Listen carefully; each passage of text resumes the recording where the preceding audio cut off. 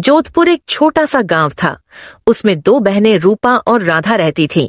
राधा भगवान नाग देवता की भगत थी। राधा सुबह नहा धोकर पहले नाग देवता भगवान की पूजा करती थी और बाद में घर का काम करती थी।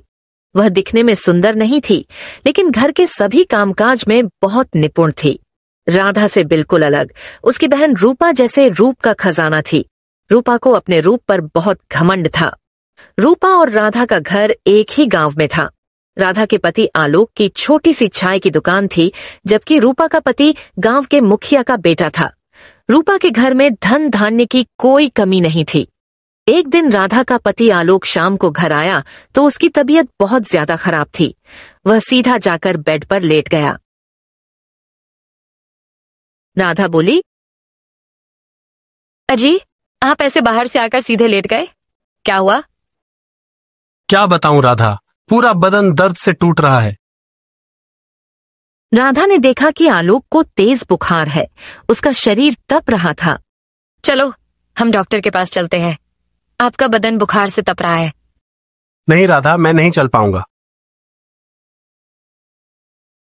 राधा पास की दवा दुकान से दवाई लेकर आई और उसे दी, लेकिन जब कई दिन बीत गए और कोई सुधार नहीं हुआ तो राधा चिंता में पड़ गई। जी, घर में राशन भी खत्म होने को है और हमारे पास कोई बचत भी नहीं बची, अब क्या करेंगे? राधा, दुकान भी बंद पड़ी है, जिससे आमदनी का कोई साधन नहीं। अपनी बहन रूपा के पास जाकर कुछ पैसे उधार ले आती हूँ ताकि कुछ दिन गुजारा हो जाए। ठीक है, जैसा तुम्हें सही लगे। राधा उम्मीद के साथ रूपा के घर गई। रूपा बोली, अरे राधा, अचानक कुछ काम था क्या? बहन, थोड़े पैसे की जरूरत है, क्या तुम मदद कर सकती हो? क्या बताऊं राधा, हमारे भी पैसे हर जगह फंसे हैं, किसी ने लौटाए नहीं। मैं तेरे जीजा जी से पैसे मांगने की हिम्मत नहीं कर सकती। तुम ऐसा करो, अपने भाई के घर चली जाओ, शायद वो मदद कर दे। राधा ने उसकी बात पर भरोसा किया और भाई के घर की ओर निकल पड़ी। रास्ते में उसे थकान हुई तो वह एक पेड़ के नीचे बैठ गई। तभी एक छोटा सा बालक आया और बोला, माता, मुझे बहुत भूख लगी है, कुछ खाने को मिलेगा? राधा के पास मिठाई थी जो वह भाई को देने के लिए ले जा रही थी। उसने उसमें से कुछ मिठाई बच्चे को दे दी। बालक खुश होकर चला गया। अब मुझे चलना चाहिए। वह भाई के घर पहुंची। भाई ने प्यार से स्वागत किया। कैसी हो बहन, ये मिठाई मेरे लिए। हाँ भैया, आपके लिए ही लाई हूं। भाई ने मिठाई खाकर कहा, बहुत दिनों बाद कुछ अच्छा खाने को मिला। रोज तो सूखी रोटी खाकर ही गुजारा करता हूं। भैया, आपने बताया क्यों नहीं? क्योंकि मैं अपनी बहनों को तकलीफा नहीं देना चाहता था। अच्छा भैया, मैं भी चलती हूँ, मैं बाद में तुम्हें मिलने आऊंगी। ठीक है बहन, लेकिन तुम यहाँ क्यों आई थी? तुमने तो बताया ही नहीं। अरे कुछ नहीं भैया, मैं तो बस तुम्हें मिलने आई थी। ऐसा कहकर राधा अपने भाई से बिना पैसे मांगे वहां से निकल जाती है। रास्ते में वह एक बड़े पेड़ के नीचे पहुंचकर रुक जाती है। उसके दिल में भारीपन था और आंखों में आंसू छलक रहे थे। वह धीरे से मन ही मन कहती है, हे नाग देवता भगवान, मैं हमेशा आपकी भक्ति करती रही हूँ। मैंने कभी किसी का बुरा नहीं किया, फिर भी आप मुझे इतनी कठिन परीक्षा क्यों दे रहे हैं? कृपया मेरी मदद कीजिए प्रभु। राधा अपने आंसू पोंछते हुए आगे बढ़ती है। तभी उसकी नजर पड़ती है एक बाल पंडित पर, लगभग 12 से 13 साल का, जो उसी पेड़ के नीचे शांत चित्त होकर नाग देवता भगवान ही का जाप कर रहा था। राधा हैरानी से सोचती है, अरे, जब मैं यहाँ गई थी तब ये बाल पंडित यहाँ कैसे आ गया? और इतनी गंभीर मुद्रा में। उसका दिल हल्का सा डर और अजीब आश्चर्य से भर गया। लेकिन राधा ने गहरी सांस ली और धीरे से उसके पास कदम बढ़ाए, यह जानने की जिज्ञासा में कि यह बालक कौन है और क्यों यहाँ आया है। राधा बाल पंडित के पास पहुंचती है। वह देखता है और कहता है, आओ माता, तुम बहुत ज्यादा परेशान लग रही हो। तुम्हारे चेहरे की छवि साफ दिखा रही है कि तुम बहुत पीड़ा में हो। राधा ने बिना हिचकिचाए सारी बात बाल पंडित को बता दी। बाल पंडित मुस्कुराया और बोला, माता, यहाँ से एक लाल धागा लो और पेड़ की डाली पर बांध दो, और जो भी कठिनाई है भगवान नाग देवता से सच्चे मन से प्रार्थना करो। भगवान नाग देवता तुम्हारी हर मनोकामना पूरी करेंगे। यह सुनकर ऐसा लगा जैसे राधा को नया जीवन मिल गया हो। उसने अपनी बीमारी और परिवार की गरीबी दूर करने के लिए मन से प्रार्थना की और पेड़ पर लाल धागा बांध दिया। फिर उसने भोले बाल पंडित का धन्यवाद किया और घर की ओर चल पड़ी। जैसे ही वह घर पहुंची, पति को देखकर वह आश्चर्यचकित दंग रह गई और बोली, अरे आलोक, आप तो बिल्कुल ठीक हो गए। ये कैसे हुआ? आलोक ने मुस्कुराते हुए समझाया, एक छोटा सा बालक लगभग 12 से 13 साल का हमारे घर आया। उसने खाने के लिए कुछ मांगा। मैंने उसे वही खाना दिया जो तुमने मेरे लिए छोड़ा था। फिर उसने मेरी बीमारी के बारे में पूछा और मुझे कुछ पत्ते दिए। उसने कहा, बाबूजी, आप ये खा लो, आप ठीक हो जाओगे। जैसे ही मैंने वह पत्ते खाए, मेरे शरीर में जैसे जान ही लौट आई हो।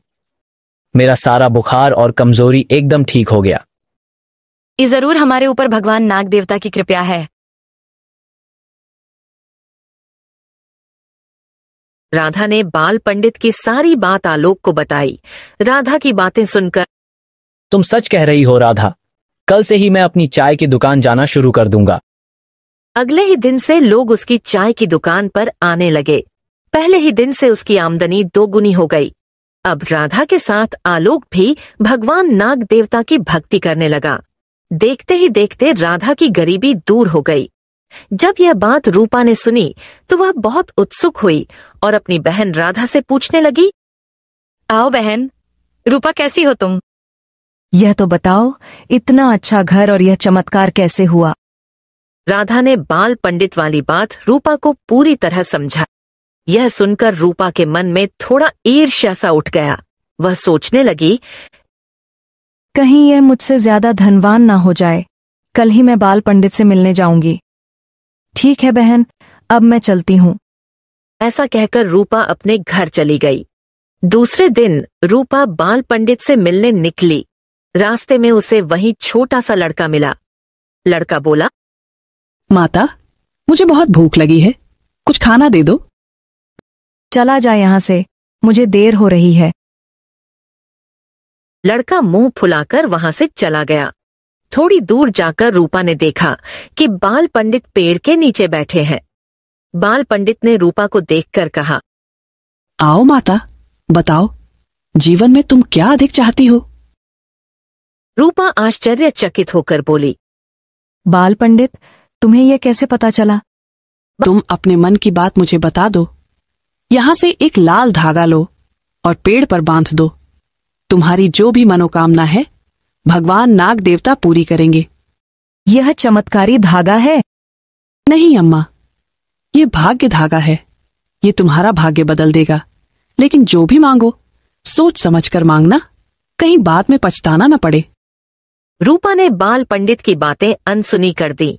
उसने एक लाल धागा उठाया और पेड़ पर बांधते हुए कहा, मेरी बहन राधा के भाग्य में जो भी हो वह हर चीज 2 गुनी मात्रा में मिले।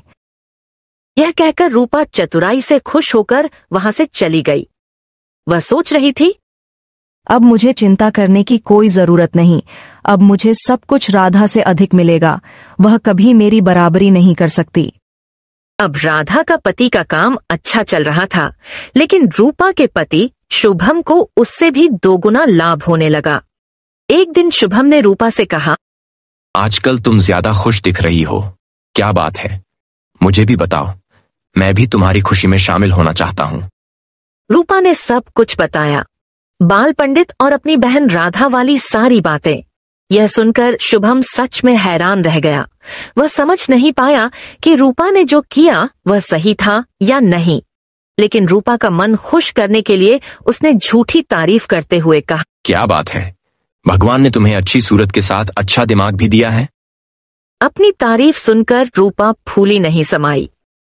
दूसरी ओर राधा के पति आलोक की दुकान बहुत अच्छी चल रही थी और कामकाज बढ़ रहा था। आलोक ने सोचा, अब मेरा काम और बेहतर हो रहा है, क्यों ना अपनी मदद के लिए भाई को बुलाऊं ताकि उसे भी कमाई हो और मैं जल्दी घर आ सकूं। अब मेरा काम और बेहतर हो रहा है, क्यों ना अपनी मदद के लिए भाई को बुलाऊं ताकि उसे भी कमाई हो और मैं जल्दी घर आ सकूं। ठीक है, हम उन्हें अपनी दुकान के पास किराए का घर दिलवा देंगे। कल ही मैं अपने भाई को चिट्ठी लिखकर बुला लूंगी। इसके बाद राधा के भाई नंदू आलोक की दुकान पर काम पर लग गए। आलोक को भी विश्वासी साथी मिलने से व्यापार में काफी मुनाफा हुआ। नंदू को भी काम मिलने से खुशी हुई। एक दिन नंदू राधा से मिलने घर आया। बहन, मैं तेरा जितना धन्यवाद करूं उतना कम है। तुमने मुझे काम दिलवाकर मुझ पर बहुत मेहरबानी की है, वरना मैं तो गरीब की जिंदगी से तंग आकर कुछ और करने की सोच रहा था। खबरदार नंदू, आज के बाद ऐसी बात मत करना। मैंने एक दो बार रूपा से थोड़े बहुत पैसे मांगे थे, लेकिन उसने मेरी कभी मदद नहीं की, उल्टा मुझे खरी खोटी सुनाई। ऐसे वक्त में ही हमें पता चलता है कि कौन अपना है और कौन पराया। वह सब बातें छोड़ो, अब तुम मन लगाकर काम करना। तुम्हारे जीजा जी तुम्हें अपना घर दिलवाने में मदद करेंगे। ठीक है मेरी बहन, अब मैं चलता हूं। मुझे दुकान पर जाना है और बहुत सारा काम पड़ा है। और फिर से तुम्हारा धन्यवाद। ऐसा कहकर नंदू वहां से चला गया। 2-3 महीने के बाद राधा को पता चलता है कि वह मां बनने वाली है। वह बहुत खुश हो जाती है और यह बात अपने भाई नंदू और पति आलोक को बताती है। दोनों बहुत खुश हो जाते हैं और अब राधा का बहुत ख्याल रखने लगते हैं। कुछ ही दिनों बाद रूपा को भी पता चलता है कि वह मां बनने वाली है। उनके घर में सब लोग बहुत खुश हो जाते हैं। रूपा कहती है, भगवान करे हमारे यहाँ बेटा ही जन्मे। हाँ, मेरी भी यही इच्छा है कि हमारे घर बेटा ही जन्मे। दूसरी तरफ राधा ने कहा, अजी, आपको बेटा पसंद है या बेटी?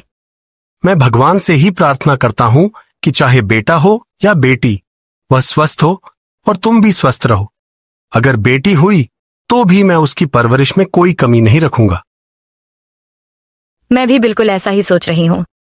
कुछ दिनों बाद राधा ने एक सुंदर बेटी को जन्म दिया। नंदू और आलोक खुश होकर सभी को मिठाइयां बांटते हैं। नंदू अपनी बहन रूपा के घर भी मिठाई देने गया और बोला, यह लो रूपा, मिठाई। रूपा ने हंसते हुए पूछा, यह किस खुशी में मिठाई बांट रहे हो? आपकी शादी फिक्स हो गई क्या? नंदू ने बिना दिल पर लिए उत्तर दिया, खुशी की बात है बहन, राधा के घर लक्ष्मी आई है। बेटी के जन्म की खुशी में बहन ने यह मिठाई बांटी है। बेचारी राधा पहले ही अपने भाग्य में खुश है और बेचारी के यहाँ बेटी ने जन्म लिया, फिर भी वह सभी को मिठाई बांट रही है। ठीक है, जैसे किसके भाग्य में है। नंदू समझ गया कि रूपा और राधा दोनों बहन भाई को ताना मारने का एक भी मौका नहीं छोड़ती। वह सब पर पैसे का रोब जमाती रहती हैं। नंदू रूपा को मिठाई देकर वहां से चला जाता है।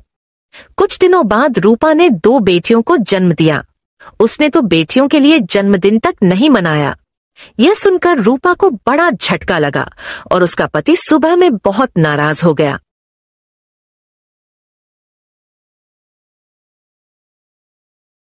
एक साथ 2 बेटियों का पालन पोषण करना, और इस महंगाई के जमाने में तुम तो कह रहे थे कि तुम्हें बेटा ही होगा। अब ये दोनों बेटियां आ गई हैं। भगवान, अब हमारा क्या होगा? शुभम रूपा से नाराज होकर वहां से चला गया। रूपा के ससुराल वाले भी उस पर ताने मारने लगे। लेकिन दूसरी तरफ राधा और उसके पति को बेटी आने से ऐसा लगा जैसे घर में रौनक आ गई हो। आलोक का अब काम में मन ही नहीं लग रहा था। यह देखकर नंदू बोला, जीजा जी, आप थोड़े दिन घर पर ही रहिए, मैं दुकान संभाल लूंगा। अगर जरूरत पड़ी तो मैं आपको बुला लूंगा। इस बहाने आप अपनी बेटी के साथ खेल भी सकेंगे और थोड़ा आराम भी कर सकेंगे। उधर शुभम को अपनी बेटियां पसंद ही नहीं थीं। वह सारा दिन बाहर ही रहता था।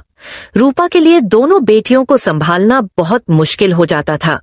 जैसे तैसे करके वह अपने घर और बेटियों का काम करती थी और थक जाती थी।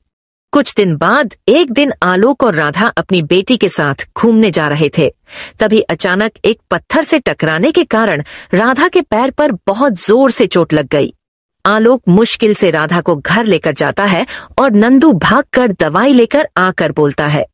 राधा मुश्किल से चल पाती थी और खड़ा होने पर उसे बहुत दर्द होता था। डॉक्टर ने उसे कुछ दिनों के लिए आराम करने की सलाह दी। राधा, तुम थोड़े दिन कोई काम मत करो, मैं और नंदू सब संभाल लेंगे। जीजा जी ठीक कह रहे हैं, तुम आराम करो और छोटी गुड़िया को अपने पास रखो, बाकी हम सब संभाल लेंगे। राधा के पैर में चोट लगने के कुछ दिनों बाद रूपा अपने घर काम करते करते सीढ़ी से गिर जाती है और उसके दोनों पैरों में बहुत चोट लगती है। अब वह कभी भी खड़ी नहीं हो सकती थी। तभी शुभम वहां जाकर बोला, ये 2 लड़कियां कम हैं और तुम ये दोनों पैर तुड़वाकर बैठी हो। अब घर का काम कौन करेगी और इन दोनों लड़कियों को कौन संभालेगा? तुम्हें जो करना है करो, लेकिन मैं इन दोनों को नहीं संभालूंगा।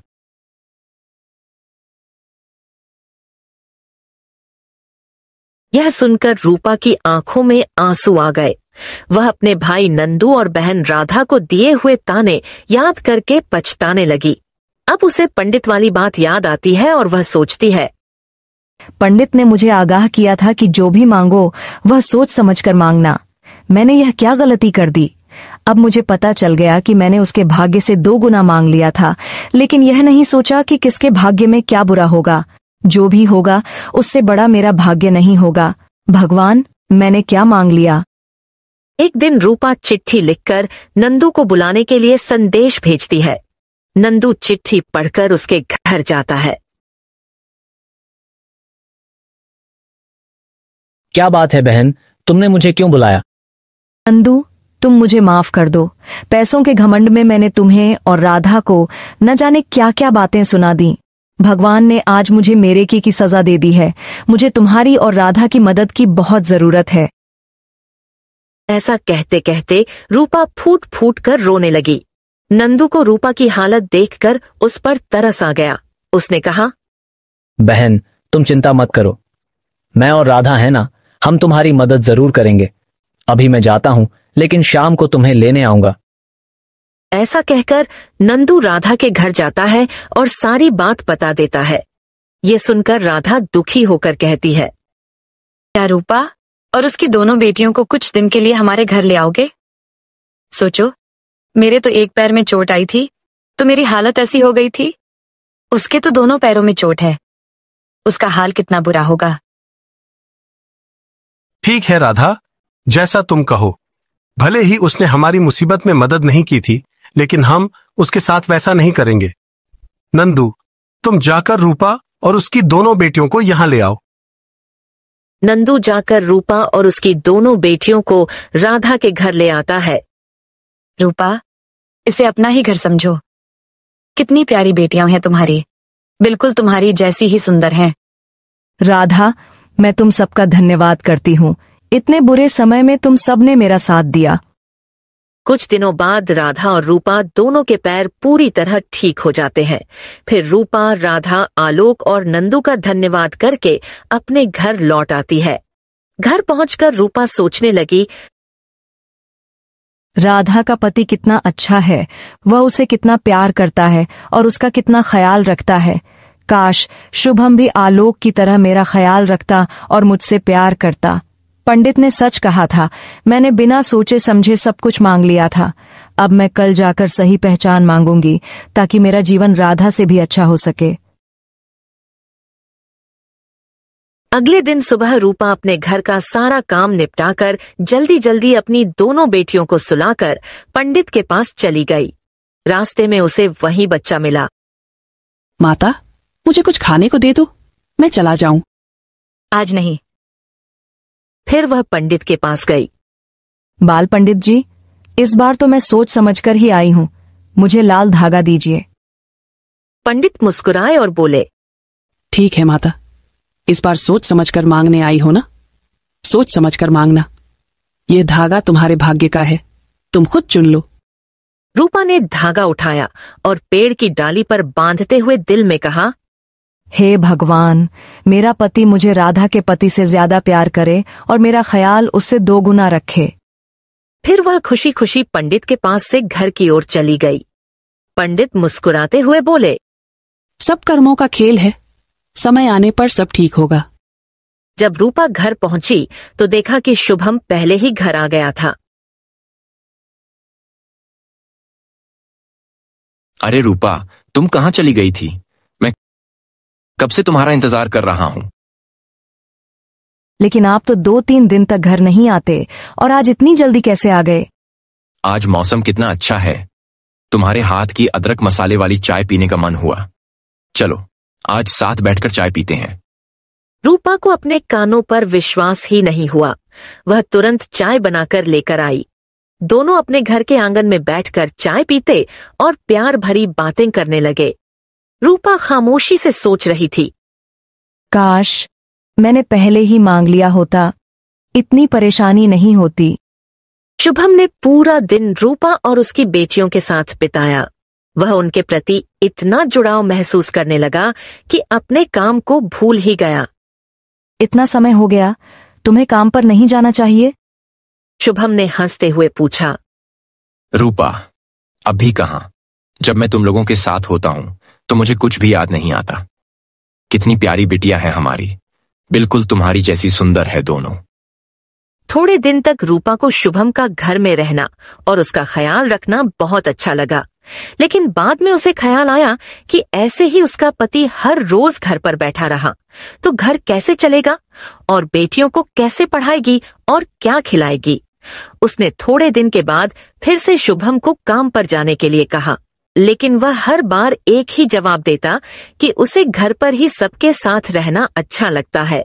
अब तो रूपा की हालत ऐसी थी कि ना कुछ सहा जाए और ना कुछ कहा जाए। उसको समझ ही नहीं आ रहा था कि वह अब क्या करे। अचानक उसे राधा का ख्याल आया। उसने शुभम से कहा, चलो आज हम राधा से मिलने चलते हैं। ठीक है, हम अपनी बेटियों को उनके घर लेकर चलते हैं और मैं भी उनकी बेटी से मिल लूंगा। फिर सभी राधा के घर की ओर चल पड़े। उन्हें देखकर नंदू, आलोक और राधा खुश हो गए। आप लोग आज बिल्कुल सही मौके पर आए हैं। ऐसी क्या बात है? जीजा जी, एक खुशखबरी मैं तुम्हें दूंगी। कैसी खुशखबरी? हमारे नंदू भैया की शादी तय हो गई है। एक गांव की सुंदर सी लड़की है। लड़की नंदू भैया को बहुत पसंद आई। चलो नंदू जीजा जी को मिठाई खिलाओ। ये लो जीजा जी, मिठाई खाओ। अरे ये तो सचमुच में बहुत खुशी की बात है, लेकिन शादी कब है? कल हम सब पंडित के पास शादी का मुहूर्त निकलवाने जा रहे हैं। क्या तुम भी हमारे साथ चलोगी? रूपा सुनकर चौंक गई। फिर उसने सोचा, एक काम करती हूँ, कितने दिन हो गई इनके साथ जाकर पंडित से आशीर्वाद ले ही आती हूँ। रूपा, हमारे साथ आओगी ना? जीजा जी, थोड़ी देर गुड़िया को संभाल लेंगे और हम तीनों भाई बहन शादी का मुहूर्त निकलवा कर आते हैं। ठीक है, तुम इनके साथ चली जाओ, मैं अपनी बेटियों को संभाल लूंगा। अगले दिन राधा, रूपा और नंदू पंडित से मिलने गए। रूपा थोड़ी परेशान थी।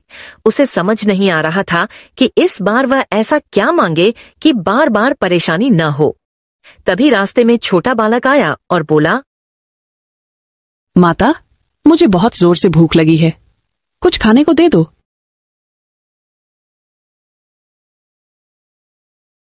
सोच रही थी कि तुम आओगे, इसलिए आज मैं तुम्हारे लिए मिठाई का डिब्बा ही लेकर आई हूँ। माता, आप इतनी अच्छी हैं, काश सब आपके जैसे होते। फिर वह खुश होकर वहां से चला गया। तीनों वहीं बाल पंडित के पास पहुंचे। बाल पंडित जी, प्रणाम। आओ माता, आज आप बड़ी खुश दिख रही हैं। मेरे भाई की शादी तय हुई है। हम सब आपसे अच्छा मुहूर्त निकलवाने के लिए आए हैं। भाई के कल्याण के लिए अगले महीने की 9वीं शादी के लिए अत्यधिक श्रेष्ठ समय है। आओ भाई, अपने भाग्य का धागा बांधकर अपने लिए कुछ मांग लो। बाल पंडित जी, आप सिर्फ आशीर्वाद दें। मेरा भाग्य मेरी बहन ने ही बदल दिया। मेरे लिए वही सब है, मेरी माता, पिता और भाग्य। बहुत अच्छे और सच्चे विचार हैं आपके। नाग देवता की कृपा आप दोनों बहन भाई पर बनी रहेगी। 2 नहीं बाल पंडित जी, 3। यह भी हमारी बहन है, आप उसे भी आशीर्वाद दीजिए। माता, आपको भाग्य का धागा नहीं बांधना है। अगर कोई परेशानी हो तो फिर से धागा बांध लो। रूपा बहुत गहरी सोच में डूबी हुई थी।